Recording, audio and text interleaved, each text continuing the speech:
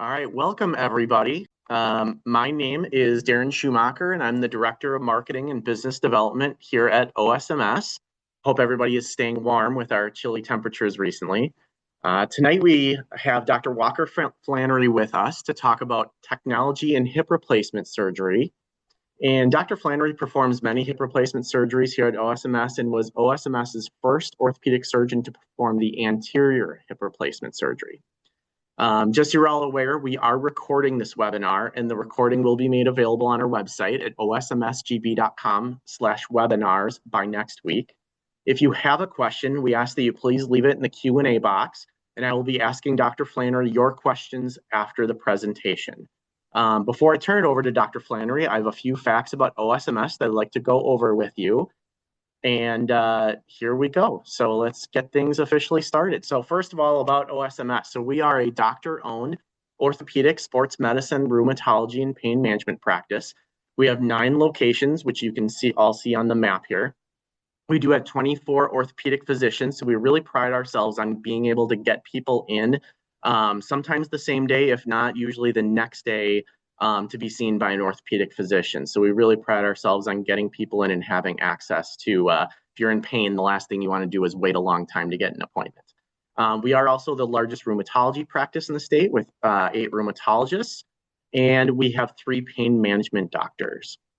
And then on the next slide, you'll see that we do have a full range of services at our OSMS clinic locations. So we have diagnostic technologies like X-ray and MRI, CT scan, bone density scans, and we perform EMG tests now as well in our Green Bay clinic. On the next slide, we also provide infusion treatment on the rheumatology side. We provide infusions. We do have 2 independent ambulatory surgery centers that only do orthopedic procedures. Those are in Neenah and in Green Bay. And we do have 2 walk-in injury clinics in Neenah and Green Bay. And our differentiator there is that you can walk in Monday through Thursday, 8 to 7 p.m., Friday, 8 to 5 p.m. You can walk in with a new injury and you can actually see an orthopedic physician without an appointment. It's a big differentiator to other urgent cares or walk-in clinics where you see an NP or PA. Here you're seeing a physician. You're getting your actual diagnosis. You're getting your treatment plan right away. And we charge it as a regular office visit, so there's no emergency or urgent upcharge. Inside our clinic locations as well, we also do offer physical and occupational therapy with outside partners that lease space within our facilities. And then the next slide, we know that our walk-in clinic is not open 24 hours a day, so we do have a free chat program that is free to use. And it's available 24/7 where if you have a new injury or pain, you can chat with an orthopedic specialist for free and get advice on things like, should I just rest and ice my injury? Should I go in and see somebody? Should I make an appointment? Should I use OSMS's walk-in? There is no app that you need to download. It is all web-based.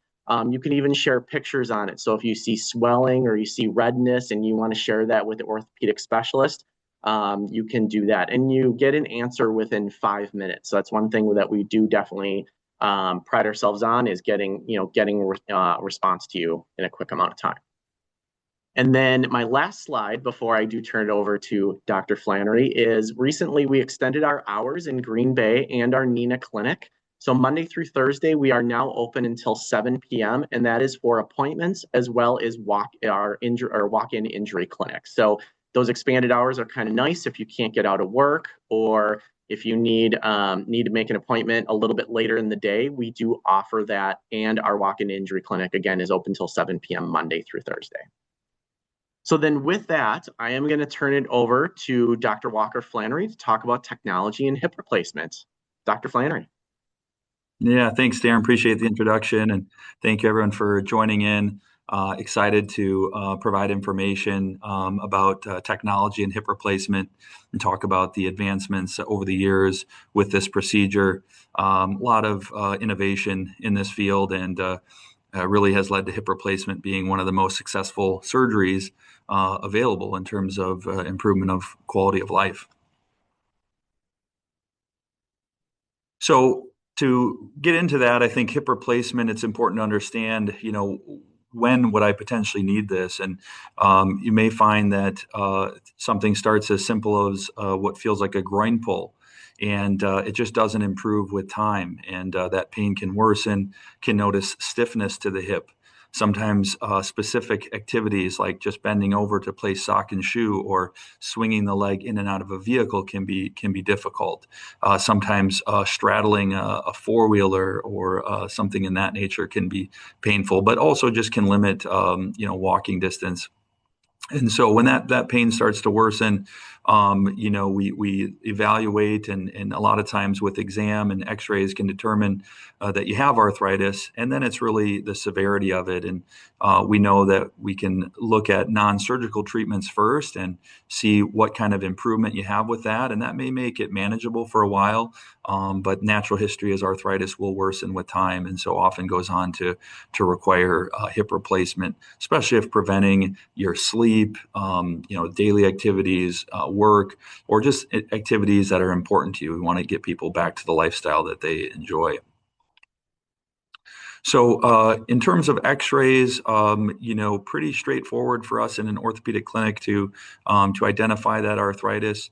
When we look at the film here on the, facing us, it would be on the right side of the screen is actually the left hip, which is normal in terms of joint space. We don't see bone spurs or other problems there.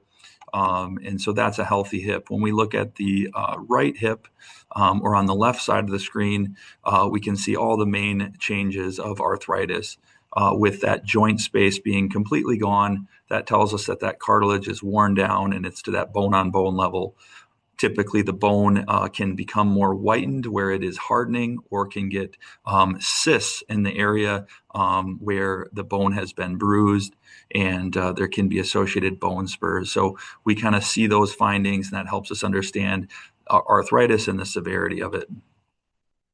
So what are our non-surgical options that we would focus on first? You're looking at trying to preserve that motion with things like physical therapy, trying to strengthen around the hip. The stronger the muscles are, the better it can offload that joint to try to make it last. Anti-inflammatory medications and Tylenol can be over-the-counter options that can be used on an as-needed basis within reason. And certainly we look to modify activities to avoid what is aggravating the hip, oftentimes prolonged standing on hard surfaces, higher impact things like running or jumping. We look to substitute for more low impact exercise like swimming or stationary bike, elliptical, some of those things where the feet can kind of remain on the pedal. You don't have that impact from each step. As pain worsens, sometimes we consider an injection. Injections for the hip haven't been overly successful for long-term benefit. It does require image guidance to make sure that medication is in there. More commonly, we use injections to help determine, is the pain really coming from the hip, or could it be from back arthritis or other issues as well? And that gives us a better idea of what to expect with even hip replacement. Weight loss can be helpful for preventing arthritis and also for managing arthritis. So it's important to try to focus towards an optimal weight. And when we start to get more limited, cane or walker, other assist devices can be helpful. So in hip replacement, what are we doing? So we're really removing that worn out joint and replacing it with highly functioning mechanical parts. And so the parts have continued to advance over time, particularly the bearing surface.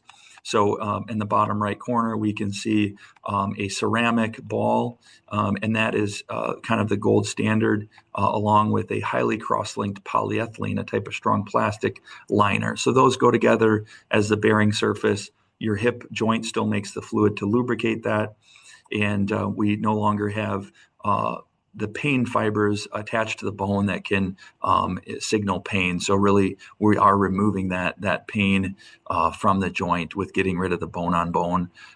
We carefully restore that hip motion and leg length with this procedure. And the other materials we can see on the following page here. So we have a model of the bones with the entire prosthesis. So really, there is the metal that is the cup or the shell that goes into the pelvis. There's also metal that goes down into the femur inside our canal of the femur, which is fortunate since the bone is hollow. So those materials have had major advancements as well. We use titanium in hip replacement. It has a similar hardness to bone, so bone likes to grow onto it. We also add a ingrowth surface that interdigitates with the bone, and a lot of our latest implants are also coated with hydroxyapatite, which is a type of calcium coating that the bone integrates well with more quickly. So these are all advancements that have allowed the hip replacement to integrate quicker, getting people back to activity sooner.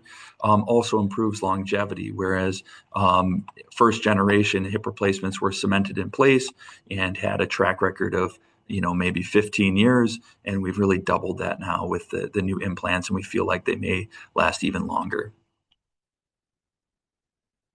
So as we look at hip replacement, we've always done planning for this kind of surgery. The x-rays that you get in the office have the purpose of allowing us to template so we can reestablish the proper size parts for you with your appropriate leg length and what we call offset, which is what tensions the muscles around the hip and allows us to have a plan going into that procedure.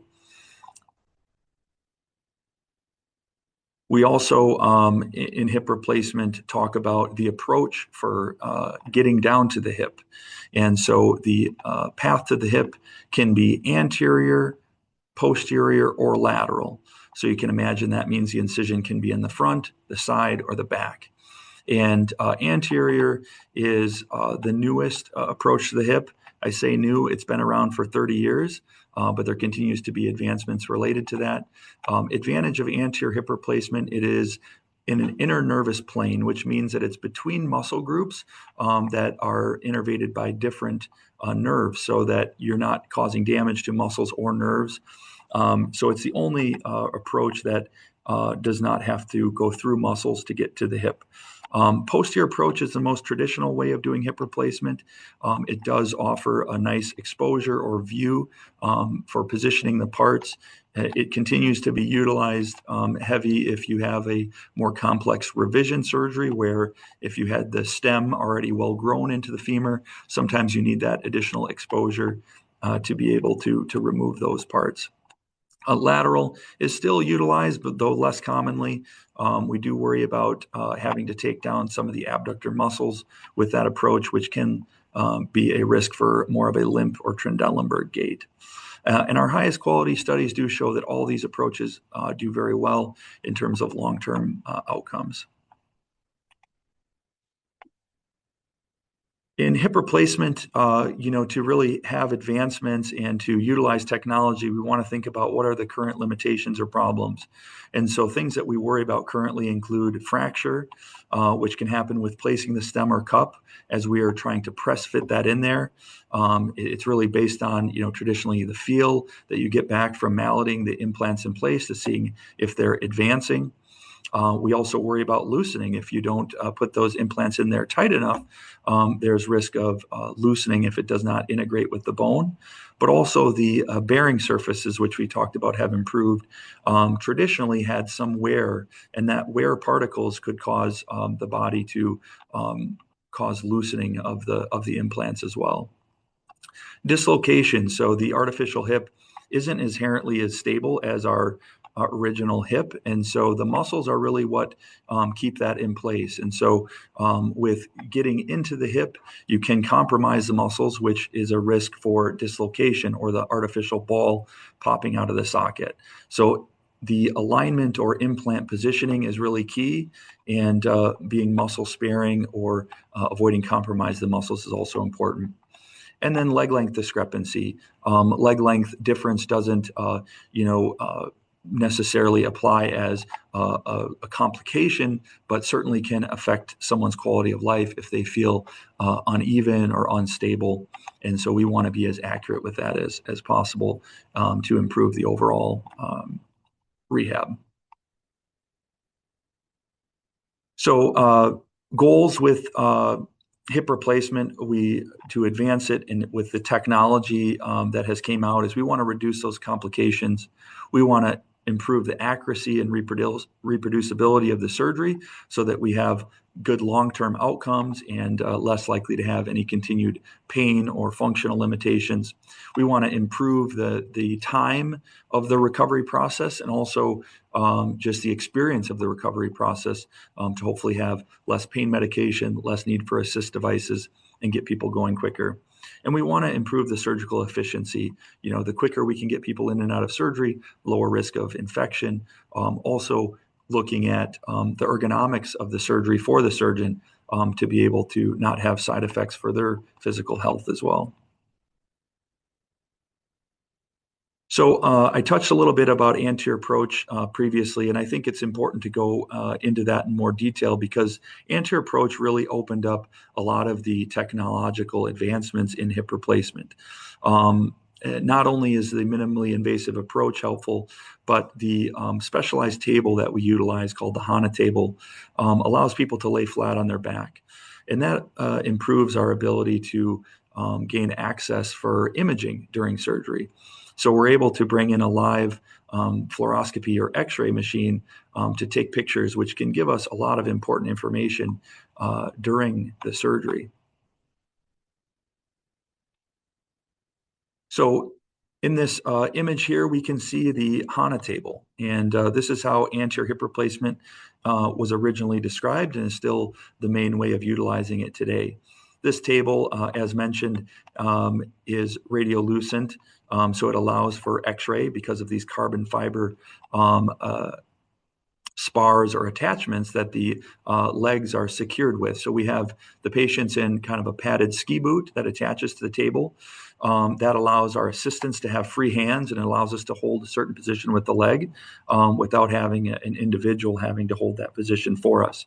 So this allows for a variety of modularity, and allows us to reposition the leg to gain exposure rather than releasing muscle or other tissues. And a more focused view of the spars, we can see that there's a lot of adjustments to this. So this allows us to rotate the leg. It allows us to adduct or abduct the leg. It allows us to flex and extend the leg. And it allows us to place some traction on the leg if we need to. So a variety of positions can be achieved. And this allows for that truly minimally invasive and tissue preserving technique. So imaging, when we talk about imaging intraoperatively, that's what we're seeing here. So this is a fluoroscopic image of a right hip for an individual. And you can see that we have an overlying grid. That grid can tell us a match of your leg length and offset, and the angle of the cup while doing the surgery. And this is sort of the more traditional approach for me before navigation came out, but it certainly allowed us to have those X-ray pictures with further data from the grid that we have in place. And then on the right side, you can see, or sorry, the new image here, you can see some of those important criteria that we're looking at. So the cup itself has an ellipse that is formed by the entrance of the cup.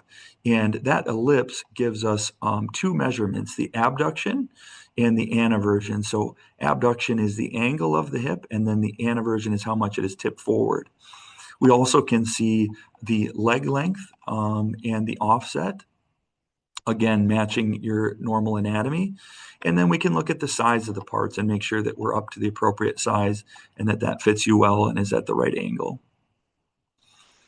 And so with this technology, when we talk about that abduction aneversion, what we're really trying to do is hit an optimal number. And there are studies that show that there's a certain safe zone that lowers the risk of dislocation. And that safe zone is within a 20-degree range, but we feel as the technology improves, we can really hone that in to be more accurate. And so hitting that safe zone has gone from 70 to 80% with traditional techniques to over 95% with technology like navigation. So this next slide shows what I utilize intraoperatively for hip replacement. It's called VELYS hip navigation. So this is a technology through DePuy. What we do is we get an x-ray at the start of surgery, and we can mark out some important landmarks, including the pubic symphysis at the center of the pelvis, the greater trochanter tip, the lines across the pelvis, which would be the brim. And with that, we can mark and have these landmarks, and we can do some trialing during surgery, but also template ahead of time with that technology. And then that's saved in the computer. And as we go throughout the surgery, we can use those landmarks to give us actual data numbers very specific to match what we are shooting for a good outcome. So in this slide here, we can see the templating and marking those landmarks on the left side with the teardrop, measuring the size of the ball of the hip, and also kind of planning out where the stem would go in the femur. On the right side, we can see an actual cup being inserted. And as it's inserted, those final few millimeters, we have a measurement showing 41 degrees abduction and 23 degrees of anteversion.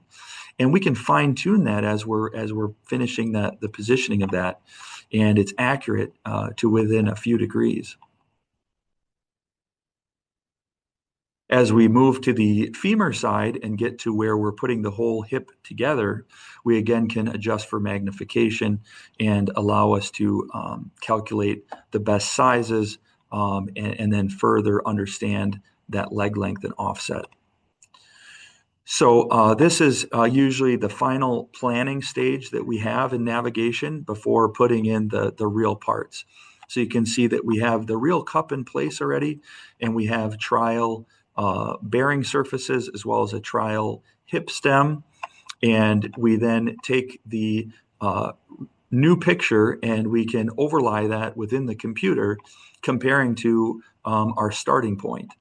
And then we can make adjustments based on our plan, whether that's to keep leg length exactly the same, increase it or decrease it by 2 millimeters. We can make those adjustments. And so we have a full grid over here of adjustments that we can make, whether keeping the stem as a standard offset or a high offset, whether we change the ball to a -2, a +1.5, a +5. We have all these changes that we can make to fine tune it as we put in the final parts to make sure that we are very accurate and it's FDA validated to within 2 millimeters.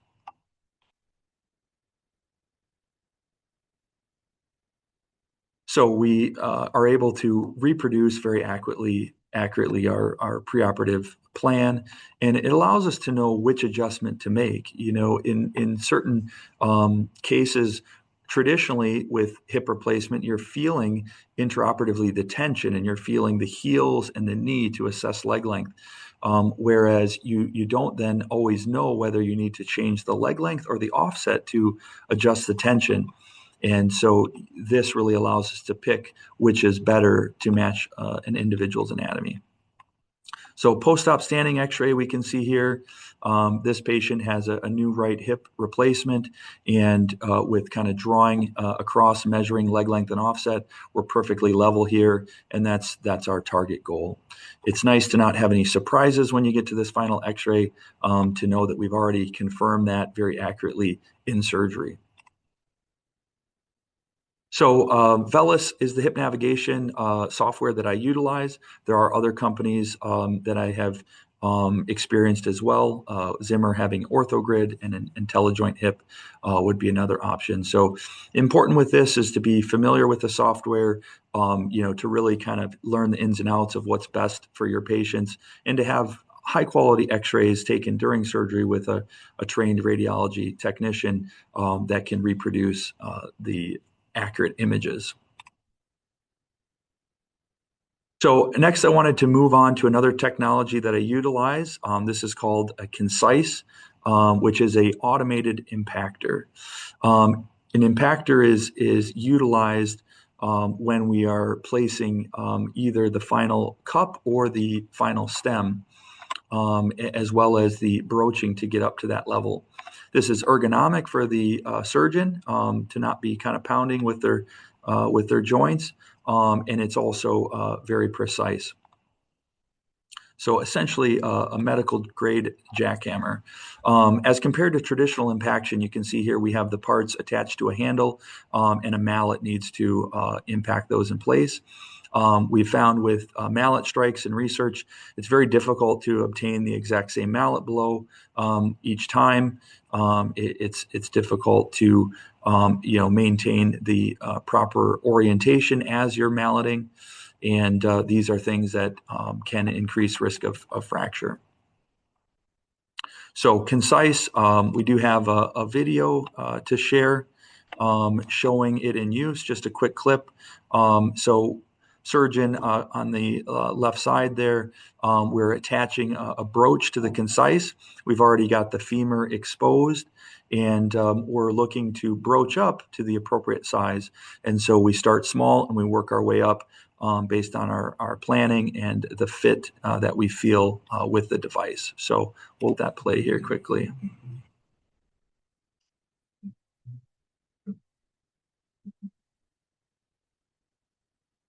Music is not this loud during surgery, but there is just kind of a quick clip showing you how that broaching takes place. It's the exact same blow every time and allows us to visualize and make sure that nothing's changing with the bone and that we're keeping an accurate position. So I wanted to show this in a more of a animated form. You can see broaching here with our manual techniques. And on the side of the screen, we're actually going to see the force generated. And we don't want to see it get up into the red zone. And then if we look at on the opposite side of the screen, that is using the concise. And you can see how it's a very steady advancement staying into that green zone, which means that we're safe, less likely to cause any fracture, and also reproduce a more snug fit. We don't have as much bone loss typically as with manual broaching. So with that, it really is imperative because we can keep the anaversion of the stem. So we're following that. And with this technique, we found that in the research studies, we are able to, on average, get to a half to one size larger stem safely, again, which lowers the risk of this loosening or wearing out over time, or risk of subsidence right after surgery with the risk of fracture. So here is an X-ray showing that stem. We can see the snug fit up against the cortices, which is really what we're shooting for. So a couple other brands with that. DePuy Concise that I utilize is currently into its second generation, just a little bit lighter and better battery life with those. Zimmer also has released a automated impactor that has been available for about a year now with adjustments on the force level for both the cup and the femur. The DePuy impactor that I've utilized has been DePuy since 2018, but the technology before proprietary has been utilized in my practice for over a decade, and been very happy with those results long term. So last technology I wanted to touch on was robotic arm assistance. Commonly, this is marketed and heard about by patients. So I think it's important to know what the technology is capable of. The Stryker Mako robot, as shown here, is the one that has been used most in hip replacement. It's been utilized over the last 15 years. I did use this robot in my residency training and at different points along the way in my career. So I do have a robotic certification with both Stryker and Zimmer robots, and can speak more about how they work. So with the Stryker Mako robot, the big part of it is preoperative planning with a CT scan. This gives us landmarks that in surgery we can then register. So typically with that, we do make an incision additionally over the crest of the pelvis, and we can attach some pins to an array that allows us to register those landmarks. With registering those landmarks, we can then use the robotic arm to keep us within a haptic range. That haptic allows us to ream an appropriate amount of bone to get into a bone that will optimize the ingrowth of the new cup, and also allows us to plan for matching that abduction and anaversion angle, which is certainly important. So this next slide here shows on the top illustration kind of green. So green is what we want to see when we've reamed the appropriate amount. If we get to seeing any red on there, we definitely would stop at that point. But once we get green throughout, we know that we've reamed an appropriate amount, and then can proceed to placing our cup. With the cup, we do have similar feedback to navigation with showing the exact numbers for our abduction and aversion. And so I think that this technology can be helpful for accurate cup placement. I don't see a benefit of using both navigation and robotics in my practice in terms of the nuances and kind of the time commitment with that. I think if I was a posterior approach surgeon, I think the robotics would be helpful for the cup placement, as I wouldn't have the ability as accurately with the hip navigation. But I do think it has limitations in terms of the femur side or the stem side. I haven't seen it to be as beneficial on use with the placement of the stem. So to kind of summarize, I think there really has been some neat advancements. Makes our job easier, I think, with getting really high demand patients back to where they want to be with better outcomes. So my approach is anterior approach with a HANA table. This has lowered dislocation rate significantly, with traditionally it being a 1% to 2% dislocation rate with posterior approach. With anterior approach, that is under 0.5%, and in my practice has been 0.1% with some of these other technologies included, without having any precautions in the postoperative period. The navigation has really taken that to the next level with improving that implant position accuracy and leg length restoration. We're not trying to lengthen the leg for stability as we've preserved those muscles, and we're really looking to make people as level and an accurate leg length as possible. The automated impactor has been an advancement in terms of efficiency in the OR. It has lowered fracture risk and lowered loosening rate as people get back to more high demand activities. And really the combination of all the above has reduced the narcotic pain medication requirement, has made this an outpatient surgery, has allowed for early weaning off of walker and cane within a few weeks, and return to full activities. So here is a patient 2 weeks out from hip replacement, and wanted to show what he's capable of already at this time. Good. Have you come on back? And how many weeks out are you now? 2. So this gentleman is an example of what we can commonly see in clinic. I had a hard time holding him back from going to golf.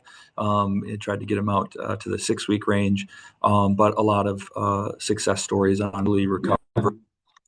So my experience is 1,500 plus anterior approach hip replacements. I've had patients go back to a variety of activities, including horseback riding, working on the SWAT teams, jogging, playing basketball, downhill skiing, and yoga. I generally tell patients I don't recommend becoming a marathon runner, but I certainly have people that enjoy having jogging as part of their exercise, and they also do other low impact activities to offset that. All right. Well, thank you, Dr. Flannery. That was great. And we are now going to open the floor to any questions that you might have. Just as a reminder to please put those in the Q&A area in and then we will address those as they come in. And we will try to get to as many questions as possible tonight. If your question is not answered live, we do encourage you to give our office a call or schedule an appointment. So to get things started, it looks like we have one. So Dr. Flannery, what symptoms or daily limitations indicate that surgery, especially a hip replacement surgery, is appropriate? Yeah, so there can be a variety of ways that people present, but I think that classically you will tend to notice pain in the groin that can radiate down the thigh. A lot of times stiffness of the hip, particularly first getting up from a chair. A lot of times walking distance can become more limited. Crossing the legs is a real big one that people often cannot do anymore. Trouble putting on the sock and shoe, climbing upstairs. Classically, people will tend to use their hands to move their leg in and out of a vehicle. So those are kind of the big ones that we tend to see, and I think then really it's getting the evaluation, understanding that those are symptoms of hip arthritis, and really seeing what that X-ray looks like and how much motion they may be losing on the examination or how irritable the hip is, and that really tells us when they should be looking towards hip replacement. I think loss of sleep, regular need for pain medication, giving up activities you enjoy, all those I think are important criteria. Good. All right, we do have some other questions that are coming in right now. Are there some leg strengthening exercises to do before surgery? Yeah, it's a great question. So we've found prehab or doing exercises ahead of time is crucial for a good outcome with joint replacement, not only hip, but shoulder and knee. So when you come through our clinic, we do have what's called a joint journey. We have a joint journey booklet that will have some prehab exercises in there that would be good to focus on ahead of time. A lot of it with the hip comes down to strengthening the abductors and the hip flexor and keeping those stretched out. I think it's also helpful to incorporate low impact exercise. When that hip is bone on bone, it's pretty hard to sometimes even go for a walk. So we want to look at things like getting in the pool and taking advantage of that buoyancy, recumbent bike, elliptical. If we are walking, it's supportive shoe wear on a padded track. All those kind of things I think are important to consider ahead of time. Okay, great. Another question here, is an MRI or CT scan needed before surgery? Yeah, so I think that's a great question. The CT scan is part of the Stryker Mako robotic system. That is something that could be utilized. With using navigation, there's not a CT scan ahead of time, which I certainly consider as an advantage to not have that, both from a cost standpoint to the patient, as well as the radiation exposure. CT scan is, a much higher dose of radiation than a few X-rays. So in my practice, advanced imaging is typically not needed. In rare instances where the X-rays may be not giving the full story and we are really suspicious that arthritis is worse than the X-ray is showing, we may consider an MRI to look for a labral tear that could be just fixed versus, do we see more advanced arthritis? That hip replacement would be the best option. Right. Great. Another question here we have, is there an age limit on successful hip surgery? I'm sorry. Is there an age limit on successful hip replacement surgery? Yeah, there's not. And I think sometimes that surprises patients. I think, ultimately we look at someone's function level. Age is honestly just a number. So it's really, seeing how well, their heart and lung function is, and making sure that their primary physician feels that they could tolerate surgery well. But I do think that with these more minimally invasive techniques, it's been amazing and pretty marked to see people that could be, mid 90s, doing very well coming back at that 2-week visit after surgery, and potentially even still going home the same day or the following morning. Right. Another question we have here, do you recommend trying a cortisone injection prior to deciding to do a hip replacement surgery? I do not. So I think that injections with the hip sometimes can be pretty short-lived. I think injections in the knee and the shoulder have been more effective for managing patients longer. A lot of times, if we do an injection for the hip, it's mainly to prove that the pain is coming from the hip rather than if they had some prior spine fusion or other area that could be contributing. We do in our clinic generally stay away from corticosteroid or cortisone type injections for hip arthritis. There is some data that shows that could actually cause the bone to weaken or even collapse. So we have seen, research showing that ketorolac or a super ibuprofen is just as effective. So we commonly do an injection with some lidocaine or numbing medication along with ketorolac, which I think has the same benefit potential with lower risk profile. Okay, just a couple others. One, first one here. How do you determine, so you talked about a couple different approaches for hip replacement surgery. How do you determine which is the best approach for a patient? Yeah, so for me, it's for everybody. I think, anterior approach is the most minimally invasive. It offers me the opportunity to get the most out of the technology with navigation and other things that we talked about. So I think that there's not a right or wrong answer to approach, though. I don't want to kind of mix that the wrong way. I think other approaches, have had very good success over the years with a good track record. And I think that there are, some surgeons that may choose anterior approach where they're more comfortable. If a patient is thinner, smaller, they may feel like they could do those. And someone that is a bigger patient that has a real stiff hip, they may not feel comfortable with that. I think that's the appropriate way to start, utilizing anterior approach. But I think as I've reached a comfort level with it, I really don't see a downside to utilizing that for all my patients. Okay, just looks like one or two more here. Does the navigation assisted surgery, add time or cost to the surgery? Yeah, so the navigation assistance I've found has actually reduced my time. It's nice because when we get those final trial pictures, the technician and the computer kind of go to work and are calculating what we need. During that time, I'm taking out the trial parts, I'm positioning and getting things ready to put in the real parts. And so that data then comes available. We can make a decision off of that that's most accurate for the patient and proceed with the parts. So really, I have found it to be time saving. From a cost standpoint, no increase in cost, again, with no imaging needed ahead of time or extra coding needed with that. So yeah, I think it's been nice on both those fronts. Okay. We have another question coming in here. Can you go too long before surgery with symptoms, and will it affect the outcome of the surgery if you wait too long? Yeah, it's a good question. I think for most people, the hip, really can go quicker than some of the other joints and become severely painful and debilitating.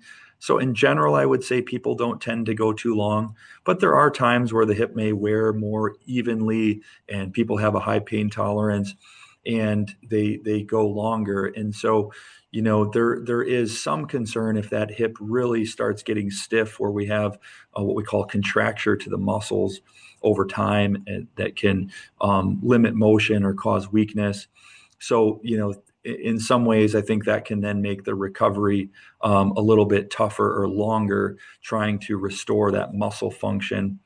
That would be the big thing. Otherwise, it's just really sometimes, again, it can just really drop off where pain can be 10 out of 10. So if we see that it's bone on bone, we know it's kind of heading that way, we would certainly offer surgery before it got to that point. Okay, great. Another question here. How long does the surgical procedure take? Hip replacement surgery. Yep. So on average, about 90 minutes. So about an hour and a half for this surgery. We have you up walking the same day, working with therapy. You're able to put weight on it. We do have, again, patients are able to go home. Typically then, it's probably day 3 that inflammation peaks. So at that point, you just want to be laying low at home, using the ice cooler, medications as you need to. Then it starts turning the corner at the tail end of that first week, and people are able to start progressing with the therapy and move on with the rehab. Okay. Another question. So we talked a lot about the different types of technology. Does the technology like robotics make recovery easier or safer?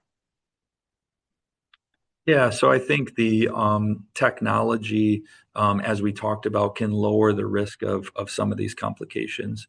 If we're more efficient in the OR, less time in the OR lowers the risk of infection.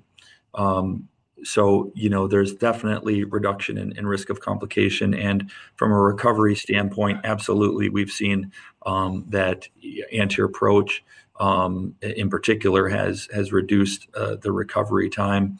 And made it progress in a more comfortable way, with on average getting rid of the walker and cane 2 weeks sooner than traditional approaches. All right, and then it looks like this might be the last question, but how precise is using technology for hip replacement surgery compared to manual techniques? Yeah, I think with manual techniques, in part there's more of an art to it. The skill of the surgeon, makes a big difference. So, there's variability, I would say, probably with that, where I think with the incorporation of technology, you kind of have safeguards or rails that are keeping you in a more accurate zone. So definitely, plenty of studies out there showing more precise positioning of the cup, which lowers dislocation rate, more precise restoration of leg length and appropriate tensioning, reducing dislocation risk.